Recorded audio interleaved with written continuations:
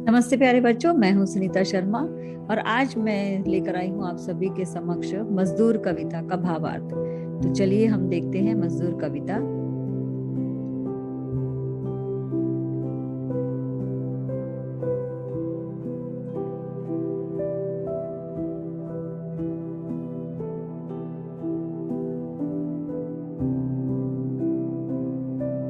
मैं मजदूर, मुझे देवों की बस्ती से क्या, अगणित बार धरा पर मैंने स्वर्ग बनाए। अंबर पर जितने तारे उतने वर्षों से मेरे पुरखों ने धरती का रूप संवारा। अब यहाँ पर प्यारे बच्चों बहुत ज्यादा जरूरी है कि आप इस बात को समझें। मैं मजदूर, मजदूर जो है वो कहता है कि मैं मजदूर, मुझे देवों की बस्ती से क्या। अब यहाँ पर मजदूर और देवों की बस्ती ये दो चीजें हैं। मजदूर जो है वह किसका प्रतीक है? काम करने वाले वर्ग का। और वहीं दूसरी तरफ देवों की बस्ती का मतलब यहाँ पर ईश्वर से नहीं है, बल्कि देवों की बस्ती क्या है? संपन्न वर्ग, धनिक वर्ग। धनिक वर्ग जो जैसे देवों की बस्ती में सभी ऐशोआराम होते हैं, स्वर्ग की कल्पना जिसे हम कहते हैं कि बहुत सुंदर स्वर्ग है, बहुत सारी चीजें हैं वहां पर, सुंदरता है, खूबसूरती है, सारी चीजें उपलब्ध हैं वहां पर, सारी सुख सुविधाएं उपलब्ध हैं। ऐसे ही धरती के ऊपर संपन्न वर्ग जो है, धनिक वर्ग जो है, धनवान जिसे हम कहते हैं, धनवान लोग जो हैं, उनके पास सारी सुविधाएं होती हैं। तो कवि यहाँ पर कहते हैं कि मजदूर जो है, मजदूर कैसा है? वह एक अभावग्रस्त जीवन व्यतीत करने वाला एक व्यक्ति है, जो दिन रात मजदूरी करता है, परिश्रम करता है, मेहनत करता है और तब कहीं जाकर वह 2 वक्त की रोटी कमा पाता है। तो कवि यहाँ पर कहते हैं कि मैं मजदूर, मुझे देवों की बस्ती से क्या। कि मजदूर जो है वह अपनी व्यथा व्यक्त कर रहा है और वो कहता है कि मैं तो एक साधारण सा मजदूर हूँ, मुझे देवों की बस्ती से क्या। अर्थात उसे देवों की बस्ती में, धनिक वर्ग में कौन कौन सी सुविधाएं हैं, किस प्रकार से वे सुविधाजनक जीवन व्यतीत कर रहे हैं, इससे उसका कोई भी सरोकार नहीं है। अगणित बार धरा पर मैंने स्वर्ग बनाए।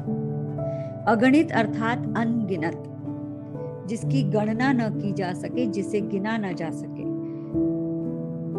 अनगिनत। मजदूर यहाँ पर कहता है कि अनगिनत बार धरा अर्थात धरती के ऊपर उन्होंने ही स्वर्ग की रचना की है। मैंने स्वर्ग बनाए अर्थात मैंने इस धरती को सुंदर स्थल, रहने योग्य सुंदर स्थान जो है, धरती जो है आज इतनी सुंदर, जो रूप उसे मिला है, वो रूप जो है उसे देने का श्रेय यदि हम किसी को देंगे तो वह मजदूर वर्ग है। मजदूर यहाँ पर अगर आप देखोगे इस चित्र को, तो मजदूर जो है हर एक श्रम करने वाला व्यक्ति जो है वह इस मजदूर की श्रेणी में आता है। वह काम करने वाला, जैसे कि आप यहाँ पर ऊपर देख सकते हो, सामान को उठाने वाला, आपको काम बताने वाला, मशीनें ढोने वाला, मशीन पर काम करने वाला, भवन निर्माण क्षेत्र में काम करने वाले, सफाई कर्मचारी, अनेक प्रकार के, जितने भी प्रकार के, हर प्रकार का जो मजदूर है, यहाँ पर वो मजदूर अपनी व्यथा आपके समक्ष रखता है। मजदूर कहते हैं कि उन्हें देवों की बस्ती से क्या, अर्थात देवताओं के पास सभी सुविधाएं उपलब्ध होती हैं, सभी साधन उनके पास उपलब्ध होते हैं। वहां पर स्वर्ग में सुंदरता है, वहां पर धन दौलत ऐश्वर्य शांति सुख सब कुछ उपलब्ध है। तो यहाँ पर मजदूर जो है वो कहता है कि मुझे देवों की बस्ती में क्या क्या है, उससे उन्हें कोई भी सरोकार नहीं है। अब इस धरती के ऊपर जो इस प्रकार से अनगिनत बार इस धरती के रूप को संवारने का काम जो है वह मजदूर कर चुका है। इस धरती के ये जो हम 7 अजूबे देखते हैं धरती के ऊपर, इतनी इतनी सुंदर रचनाएं जो इस धरती के ऊपर है, इन सभी रचनाओं का यदि हम श्रेय देंगे तो वो श्रेय किसे जाएगा, क्रेडिट्स किसे जाएंगे? मजदूर को। मजदूर है जो अपनी मेहनत के बलबूते पर इन सुंदर रचनाओं को करता है, आकार प्रदान करता है। धरती के ऊपर इन सुंदर चीजों को बनाने का श्रेय जो है वह मजदूर को जाता है। अंबर में जितने तारे उतने वर्षों से मेरे पुरखों ने धरती का रूप संवारा। कभी यहाँ पर कहते हैं कि आसमान में जितने तारे हैं, अनगिनत तारे हैं, उन्हें गिना ही नहीं जा सकता। अपार संख्या है उसकी। तो कवि यहाँ पर कहते हैं कि जिस प्रकार से अंबर में जितने तारे हैं जिन्हें गिना ही ही नहीं जा सकता, ऐसे ही न जाने कितने वर्षों से मेरे पुरखों अर्थात मेरे पूर्वजों, उनके जो पूर्वज है, उनके जो एंसेस्टर्स हैं, उनके जो पूर्वज हैं, उन्होंने इस धरती का रूप संवारा है। न केवल आज मजदूर इस धरती के रूप को संवार रहा है, बल्कि न जाने कितने वर्षों से इस धरती को सुंदर रूप आकार प्रदान करने वाले उनके पूर्वज भी हैं। उनके पूर्वज न जाने कितने वर्षों से इस धरती को सुंदर रूप और आकार प्रदान करते आ रहे हैं। धरती को सुंदरतम बना करने की ममता में बिता चुका है कई पीढ़ियां वंश हमारा। अब यहाँ पर यदि आप देखोगे कि इस धरती को सुंदर आकार प्रदान करने का श्रेय जो है, कितनी सुंदर है, रंग बिरंगे फूल खिले हुए हैं धरती के ऊपर, अनेक प्रकार से सुंदर चीजें जो है हम यहाँ पर देख सकते हैं। तो कवि यहाँ पर कहते हैं कि ये जो आज चारों तरफ सुंदरता है, धरती को सुंदरतम करने की ममता में बिता चुका है कई पीढ़ियां वंश हमारा। मजदूरों की न जाने कितनी पीढ़ियां जो हैं, न जाने कितने वंश जो हैं, वह इसी धरती के रूप को बदलने में, इस धरती के रूप को, आकार को सुंदर बनाने में लगे हुए हैं। तो कवि यहाँ पर कहते हैं, अनेक उदाहरण आप यहाँ पर देख सकते हैं कि जिस प्रकार से मदर टेरेसा ने कभी भी, मैं उसे ये नहीं कहूंगी कि वो मजदूर है, लेकिन उन्होंने समाज को मानव कल्याण की सीख प्रदान की, दूसरों का भला करने की। ये जो श्रमिक वर्ग है, जो साइकिल के ऊपर साइकिल चलाकर जो है वह रिक्शे, पहले ऑटो रिक्शा ऐसे नहीं होते थे, तो इस प्रकार के साइकिल से सवार साइकिल पर बिठाकर लोगों को ले जाया जाता था। तो इस प्रकार का मजदूर, बाबा आमटे जैसे महान समाज सेवक, जिन्होंने अछूत वर्ग के लिए, ऐसे अनटचेबल लोग जिनको कोई भी सहायता प्रदान करना पसंद नहीं करता था, उन्हें छूना भी पसंद नहीं करता था, उन्होंने आनंदवन एक स्थान लेकर उन्हें वहां पर बसाया। और उन लोगों ने न जाने कितने लघु उद्योग जो हैं वह उन्हें प्रारंभ करके दिए, उन्हें सिखाया। और यही कारण है कि वे जो लोग हैं न जाने कितनी सुंदर सुंदर चीजों का निर्माण कर सके। तो कवि यहाँ पर हमें कहते हैं कि एक नहीं, न जाने कितने वंशों से, कितने वर्षों से ये धरती जो है, न जाने कितने मजदूर हैं जो इस धरती के रूप को अलग अलग तरीके से संवारने में लगे हुए हैं। कोई रचना करके, कविताओं की रचना करके, कोई भवनों का निर्माण करके, करेक्ट, कोई सफाई करके, अलग अलग रूप से हर व्यक्ति जो है अपना योगदान दे रहा है, ताकि वह अपनी तरफ से धरती को सुंदर बना सके। कोई समाज को शिक्षित करके, समाज को शिक्षा प्रदान करके, हर प्रकार से हर व्यक्ति चाहता है कि वो अपने योगदान से इस धरती के रूप को संवार सके।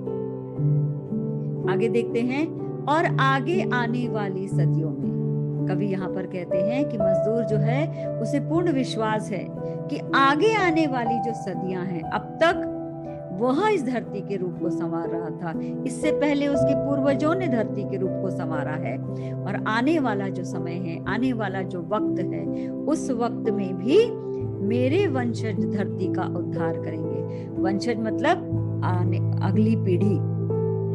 मजदूर को विश्वास है कि उसके जो आने वाली पीढ़ी है, वो जो वंशज हैं, उनके जो पुत्र होंगे, उनकी जो संतान होगी, वे भी इस धरती के रूप का उद्धार का अर्थ होता है कल्याण, वे भी इस धरती का कल्याण करेंगे। जिस प्रकार मजदूर आज तक इस धरती के रूप को संवारता आया है, वैसे ही उनकी आने वाली पीढ़ी जो है, आने वाली जनरेशन जो है, वह भी इस धरती के रूप को संवारेगी।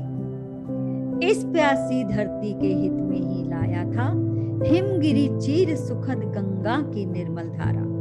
कवि यहाँ पर कहते हैं कि उत्तर भारत से, हम सभी जानते हैं कि हिमालय से जो गंगा निकली है, हिमालय से निकलने वाली गंगा वर्ष भर उसमें जल रहता है, इसी कारण उत्तर भारत में लोगों को जल मिलता है और खेती जो है वो आसानी से हो पाती है। तो कवि यहाँ पर कहते हैं कि ये जो प्यासी धरती थी, इस धरती की भलाई के लिए, हित अर्थात लाभ, हित अर्थात होता है लाभ, भलाई के लिए क्या किया मजदूर ने, अपनी मेहनत से उस पर्वत को भी चीर कर सुखद सुख प्रदान करने वाली गंगा की निर्मल और शुद्ध धारा को प्रवाहित किया। वहां तक उत्तर भारत में हिमालय पर्वत पर जाकर उस पर्वत को चीर कर काट कर वहां से पर्वत से इस धरती को उतारा है। एक तरफ जहां हमारे पास भगीरथ जैसे लोग थे, जिन्होंने ऋषि मुनि जिन्होंने कठोर तपस्या की, और दूसरी तरफ मजदूर वर्ग है जिसने अपनी मेहनत के बलबूते पर उन पर्वतों की ऊंचाइयों पर जाकर भी उन पर्वतों को काट काट कर नदी जो है गंगा की निर्मल धारा को प्रवाहित किया। तो उत्तर भारत में जो हिमालय नदी से बहने वाली, हिमालय से निकलने वाली जो गंगा नदी है, जिस प्रकार से वह आगे प्रवाहित होती है, वर्ष भर उसमें जल रहता है और उत्तर भारत में खेती करना संभव हो पाता है। तो ये सब कुछ संभव हो पाया क्योंकि मजदूरों का अथक प्रयास था कि उन्होंने हिमालय को चीर कर धरती पर गंगा को उतारा। कवि यहाँ पर फिर से कहते हैं कि और उन्होंने क्या किया मजदूरों ने, मैंने रेगिस्तान की धरती धो धोकर वंध्या धरती पर भी स्वर्णिम पुष्प खिलाए। रेगिस्तान मतलब होता है डेजर्ट, मरुस्थल। यहाँ पर कवि कह रहे हैं कि डेजर्ट एरिया जो है, मरुस्थल एरिया जो है, वहां पर उनकी जो रेती है उसको धो धोकर भी मजदूर ने अपनी मेहनत के बलबूते वंध्या धरती, जो धरती अनुपजाऊ है, which is not a fertile land, ऐसी वंध्या धरती पर भी उन्होंने अपनी मेहनत से स्वर्णिम पुष्प खिलाए। मैं मजदूर मुझे देवों की बस्ती से क्या। अगर आप लोगों ने देखा होगा तो न केवल राजस्थान में, न केवल राजस्थान के कोने कोने में आप देखते हैं कि जहां पर हम कभी कल्पना भी नहीं कर सकते थे कि ऐसा स्थान जहां पर रेती है। अब हम सभी जानते हैं कि रेती में फसल नहीं हो पाती, फसलों के लिए हमें अच्छी मिट्टी की आवश्यकता होती है, लेकिन फिर भी मजदूर ने अपने बलबूते पर क्या किया है, उस रेत को धो धोकर इस धरती को सुंदर रूप प्रदान किया है। अगर आप लोग देखोगे मिराकल गार्डन, अभी दुबई क्या है, दुबई इटसेल्फ इज अ पूरा रेत से भरा हुआ स्थान है, लेकिन वहां पर भी मजदूरों ने अपनी मेहनत के बलबूते पर उस धरती को बहुत ही सुंदर आकार प्रदान किया। और क्या हुआ कि वहां मिराकल गार्डन में अगर आप देखोगे प्रत्येक वर्ष जो है अलग अलग प्रकार के विभिन्न रंगों के और अलग अलग आकार में उस धरती के रूप को इतना संवारा कि आज न जाने कितने पर्यटक जो हैं, कितने टूरिस्ट जो हैं वहां पर जाकर उस खूबसूरती को देख रहे हैं। तो ये सब कैसे संभव हो पाया, मजदूरों की अथक मेहनत के बलबूते पर। चलिए, अब इतना जो काम कर रहा है मजदूर, यह मजदूर अपने जीवन की दुख को, अपने जीवन के अभावों को आपके समक्ष रखता है। कवि कहते हैं कि अपने नहीं अभाव मिटा पाया जीवन भर। मजदूर जो है उसके जीवन में न जाने कितने अभाव हैं। अभाव का मतलब होता है कमियां, बहुत कमियां हैं उसके जीवन में, बहुत अभाव है। उदाहरण के तौर पर मजदूर दूसरों के लिए घरों का निर्माण करता है, क्या स्वयं उसके सिर को ढकने के लिए क्या उसके पास छत है? नहीं। कितने मजदूर हम जानते हैं जो बेचारे फुटपाथ पर जीवन यापन करने के लिए मजबूर हैं, झोपड़ियों में रहते हैं। एक ऐसा मजदूर जो इतनी बड़ी बड़ी रचनाएं कर देता है, जो बुर्ज खलीफा बना देता है, ताजमहल बना देता है, इतनी सुंदर रचनाएं करने वाला मजदूर अपने सिर को ढकने के लिए छत नहीं बना पाता। दूसरी तरफ किसान जो न जाने कितनी मेहनत करता है, हर प्रतिकूल परिस्थिति का सामना करता है, बाढ़ का सामना करता है, मौसम परिवर्तन जो होते रहते हैं, बाढ़ आ गई, सूखा आ गया, अत्यधिक वर्षा हो गई, बिन मौसम वर्षा हो गई और उसकी वजह से उसकी सारी मेहनत जो है वो नष्ट हो जाती है, लेकिन फिर भी वो प्रयत्नशील रहता है। तो किसान जो दूसरों का पेट भर रहा है, जो दूसरों का पेट भर रहा है, जो दूसरों के लिए अन्न उपजा रहा है, वही किसान जो है स्वयं इस अन्न को उसके अपने घर में अपना पेट भरने के लिए अन्न भी पर्याप्त नहीं है। तो कवि यहाँ पर कहते हैं कि 5 जीवन की जो मूलभूत आवश्यकताएं हैं, मनुष्य के जीवन के लिए 5 मूलभूत आवश्यकताएं क्या हैं? रोटी, कपड़ा, मकान, स्वास्थ्य और शिक्षा। परंतु मजदूर जो है उसके जीवन में उसके पास इतना भी पैसा नहीं है कि वह इन जरूरतों को पूरा कर सके। इन चीजों का अभाव उसके जीवन में सदैव बना रहता है, पर इन चीजों का अभाव वह दूसरों के जीवन में नहीं रहने देता, पर औरों के सभी अभाव मिटा सकता हूँ। मजदूर कहता है कि अपने नहीं अभाव मिटा पाया जीवन भर, मेरे जीवन में हमेशा अभाव रहा। ना मुझे कभी खाने के लिए रोटी अच्छे से मिली, ना मैंने कोई अच्छा कपड़ा पहना, ना मेरे सर पर छत है, ना मेरे पास स्वास्थ्य सुविधाएं हैं, और ना ही मैं अपने बच्चों को शिक्षित कर सका। लेकिन इन सभी अभावों के होते हुए भी मुझ में इतनी क्षमता है कि मैं औरों के, दूसरों के जीवन की सभी कमियों को मैं मिटा सकता हूं, मैं उसे दूर कर सकता हूं। यहाँ पर कवि मजदूरों की विशेषता बता रहे हैं कि क्या करता है मजदूर? जीवन में आने वाले तूफानों, भूचालों की भयप्रद छाया, ऐसी छाया जो भयभीत कर दे।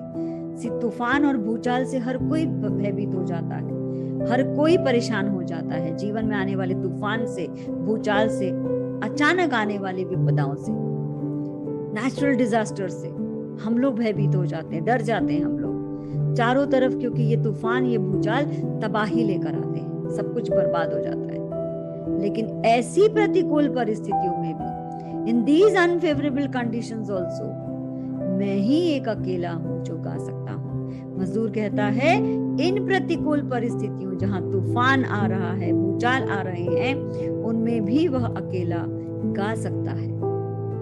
क्यों गा सकता है? क्योंकि एक, उसे अपने कुछ भी खोने का गम नहीं है, उसके पास ऐसा कुछ है नहीं जिसको खोने का उसे डर सताता है। और दूसरा, वही अकेला है जो जानता है कि ये भूचाल, ये तूफान जो तबाही लेकर आएंगे, उस तबाही में से फिर से नव निर्माण करने की क्षमता मजदूर में है। अगर तूफान तबाही लेकर आएगा, भूचाल जो है चारों तरफ विनाश लेकर आएंगे, सब कुछ तबाह हो जाएगा, फिर भी मजदूर जो है वह अपना साहस जो है वह नहीं खोता। अदम्य साहस है उसके अंदर, अदम्य शक्ति है उसके अंदर, वह फिर से खड़ा होता है और फिर से नव निर्माण में लग जाता है। तो कवि यहाँ पर कहते हैं कि भूचाल, तूफानों भूचालों की भयप्रद छाया में मैं ही एक अकेला हूं जो गा सकता हूं। मजदूर अकेला है जो इन सभी प्रतिकूल परिस्थितियों में अकेला खड़ा होकर उसका सामना करता है और मुस्कुराते हुए, गाते हुए उसका सामना करता है। अकेला खड़ा होकर भी वो उसका गाकर स्वागत करता है, गाकर वो जो गा सकता है इन प्रतिकूल परिस्थितियों में भी वह भयभीत नहीं होता, डरता नहीं है, कोई बाधा उसको रोकती नहीं है, क्योंकि उसे विश्वास है कि किसी भी प्रतिकूल परिस्थिति में वो फिर से खड़ा होकर फिर से नव निर्माण कर सकता है। मेरे मैं की संज्ञा भी इतनी व्यापक है। यहाँ पर this line is very very important. कवि यहाँ पर ये कह रहे हैं कि मैं क्या है? सर्वनाम आए। लेकिन यहाँ पर ये मैं क्या है? ये मैं जो है वो मजदूर प्रतिनिधित्व कर रहा है। किसका? पूरी संपूर्ण जाति का। कौन सी जाति? मजदूर। मजदूर की श्रेणी में आने वाले विभिन्न लोग। तो कवि कहते हैं कि मेरे मैं की संज्ञा भी इतनी व्यापक है। व्यापक अर्थात बहुत बड़ी है। ये मैं जो है, ये मैं केवल एक मजदूर नहीं है, ये मैं, इसमें मुझ में अगणित प्राणी आ जाते हैं। अगणित मतलब जिनको गिना भी नहीं जा सकता, इतने अनगिनत लोग इस मैं की संज्ञा में आ जाते हैं। अब ये कौन है मैं की संज्ञा में आने वाले लोग? तो हमने अभी भी देखा था पहले भी कि मैं की संज्ञा में आने वाले जो लोग हैं वो कौन कौन है। पहला, अगर आप यहाँ पर मैं देखूंगी तो यहाँ पर लिखते हैं मजदूर स्वयं आएगा, इसमें किसान आ जाएंगे, इसमें सफाई कर्मचारी,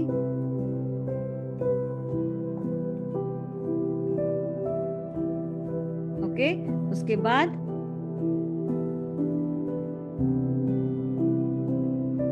श्रमिक वर्ग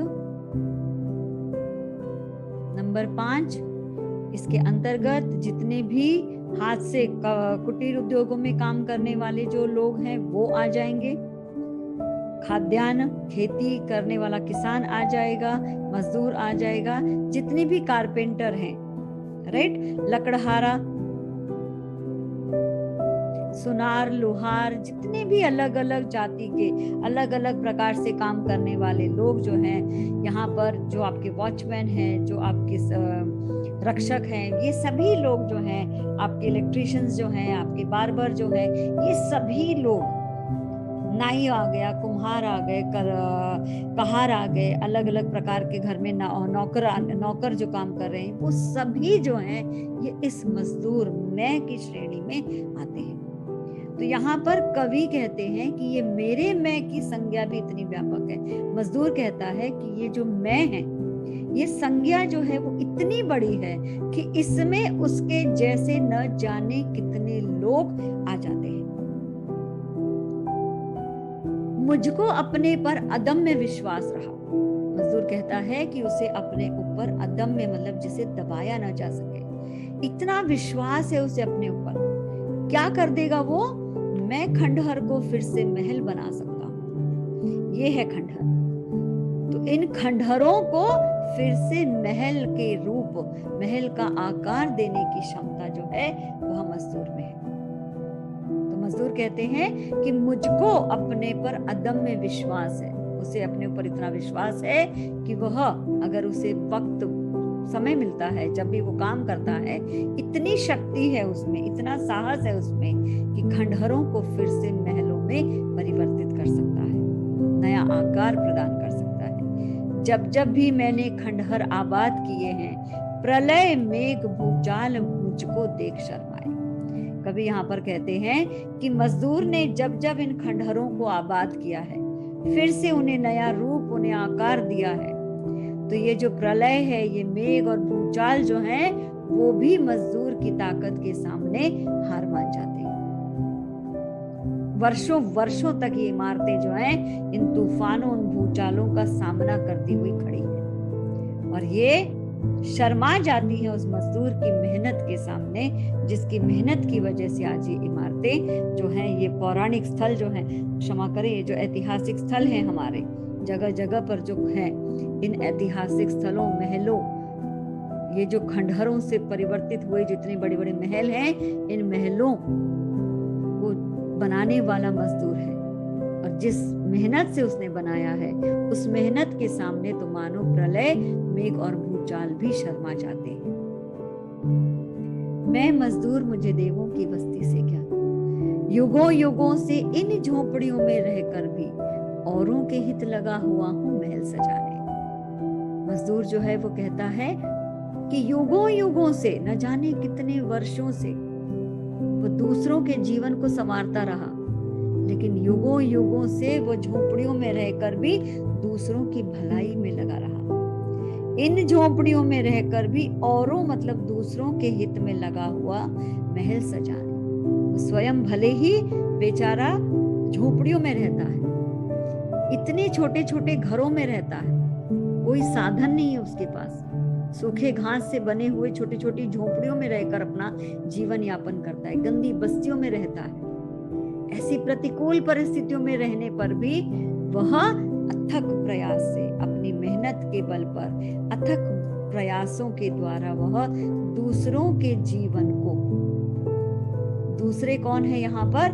धनिक वर्ग, उनके जीवन को संवारने में, सजाने में सदैव तत्पर रहता है, सदैव लगा रहता है।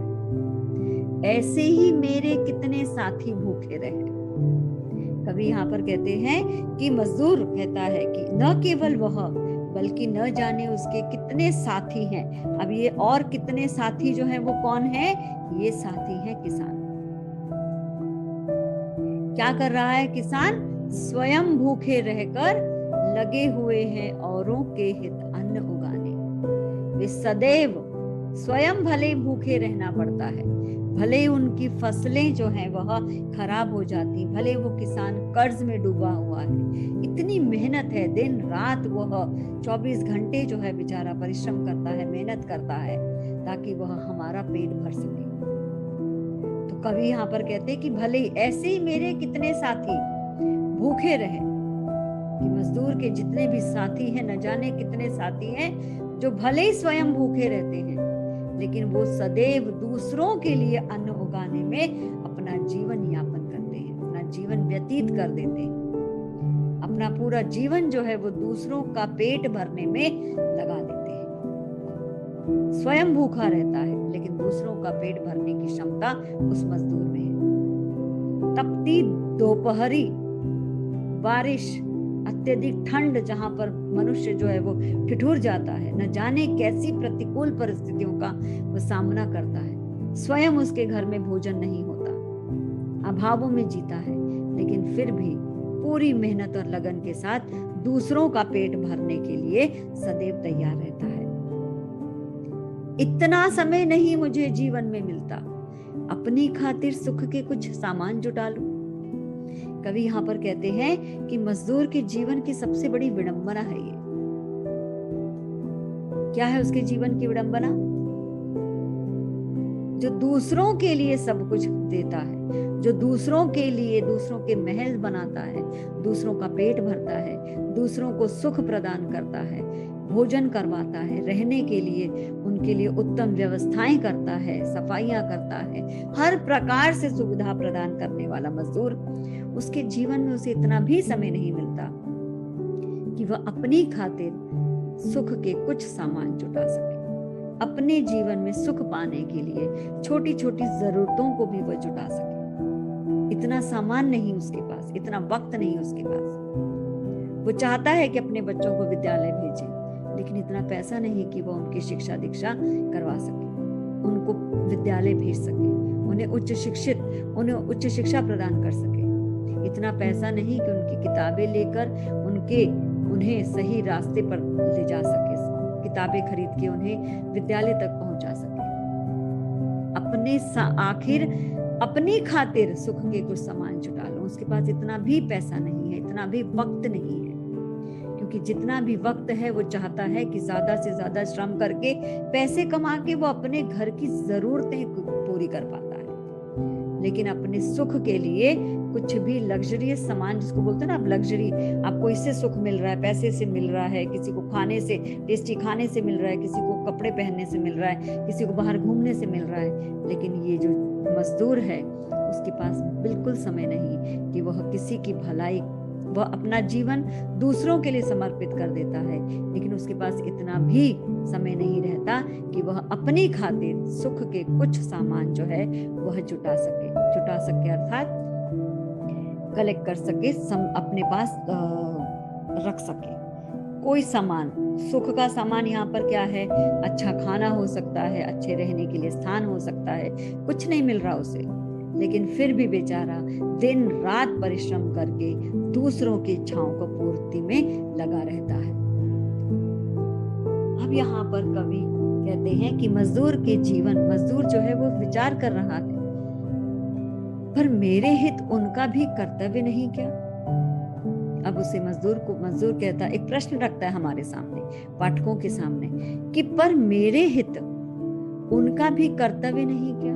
उनका कौन है ये? कि जिनका ऐसा वर्ग, बहुत धनिक वर्ग, जिनकी दिन रात मजदूर सेवा कर रहा है, स्वयं अभावों में जी रहा है, उनकी सारी इच्छाएं पूरी कर रहा है, स्वयं अभावों में जीकर भी वह उनकी हर कामना को पूरा कर रहा है। उनके घर में जो भी चीजें हैं, जैसे कभी आपका फैन नहीं चल रहा, एसी खराब हो गया, मिक्सर खराब हो गया या टीवी खराब हो गया, किसी भी प्रकार से घर में काम अत्यधिक है, आप मजदूरों को बुलाते हो, काम करवा लेते हो। तो यहाँ पर कवि कहते हैं कि मजदूर जो है वो कहीं ना कहीं प्रश्न करता है कि जिनके जीवन को सुखमय बनाने के लिए मैं वर्षों से श्रम कर रहा हूं, मेहनत कर रहा हूं, क्या उसके बदले उनका कोई कर्तव्य नहीं मेरे प्रति? वो हम उससे सेवाएं तो लेते चले जा रहे हैं, क्या उनका मेरे प्रति कोई कर्तव्य नहीं है?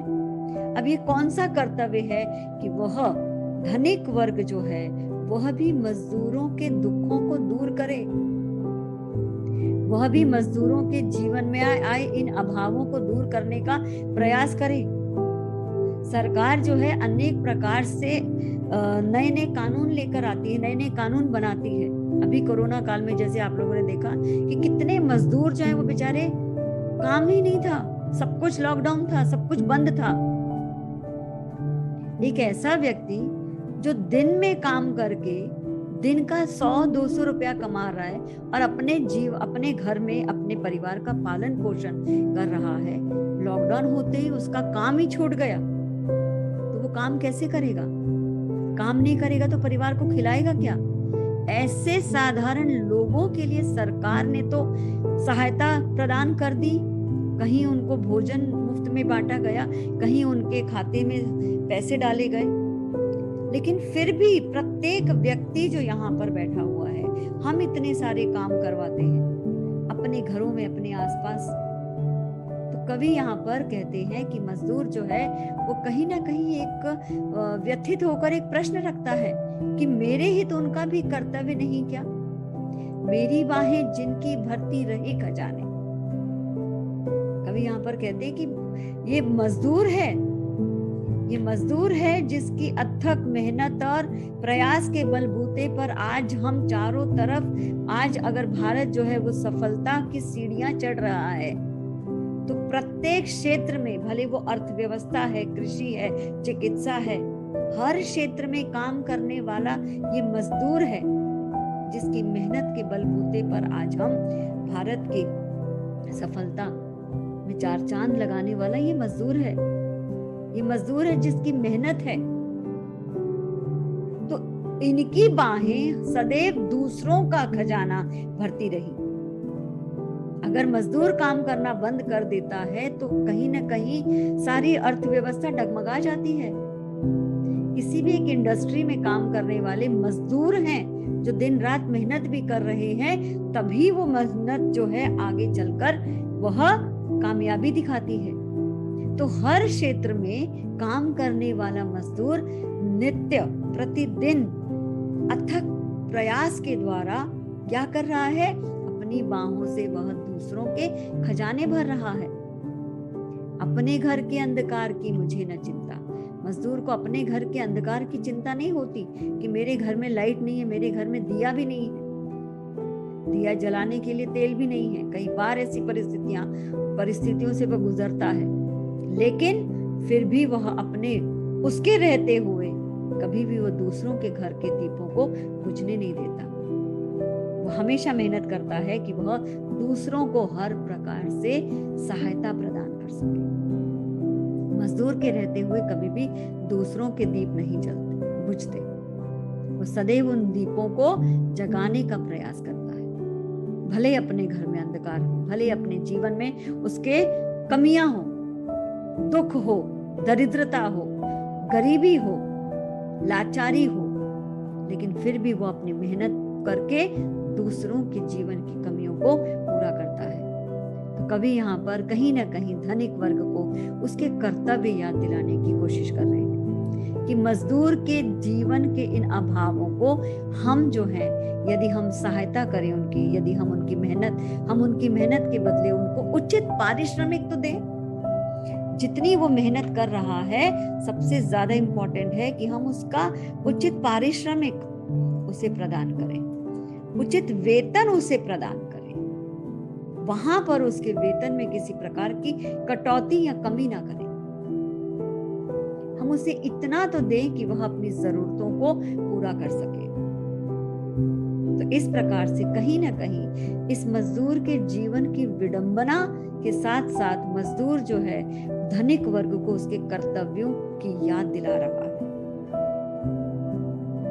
तो ये हमारा कर्तव्य है कि जितना भी हो सके, जिस प्रकार मजदूर दिन रात मेहनत करके, जैसे किसान है, इतनी मेहनत से अगर वो अन्न का एक एक दाना उगा रहा है ताकि हमारी प्लेट में हम भोजन जो है वह कर सके, तो क्या हमारा कर्तव्य नहीं कि हम उसे उचित पारिश्रमिक भी प्रदान करे और उस अनाज को, एक अनाज का दाना हमारी प्लेट में आने में 200 दिन लगाता है। तो क्या हमारा कर्तव्य नहीं कि हम खाना खाते समय उसमें उस अनाज को व्यर्थ ना छोड़ें? क्या हमारा कर्तव्य नहीं कि यदि कोई मेहनत, अगर हमारे घर पर कोई काम करने के लिए मजदूर आया है तो हम उसे उचित पारिश्रमिक दें? उस समय हम उसे ये ना कहें कि अरे भाई कम कर दो। सड़क के किनारे बेचारे सब्जी बेचने वालों से यदि हम ये कहें कि अरे तुमने महंगी दी है, 5 रुपए कम कर दो, वो दिन रात वहां खड़ा होकर मेहनत कर रहा है। उचित पारिश्रमिक उसे देना हमारा कर्तव्य है। यदि हर मनुष्य अपने कर्तव्यों को निभाएगा तो मजदूर की परिस्थितियों में भी परिवर्तन अवश्य आएगा। इसी उद्देश्य के साथ ये कविता जो है लिखी गई है। मैं उम्मीद करती हूँ कि आप सभी को ये कविता जो है वह अवश्य ही पसंद आई होगी।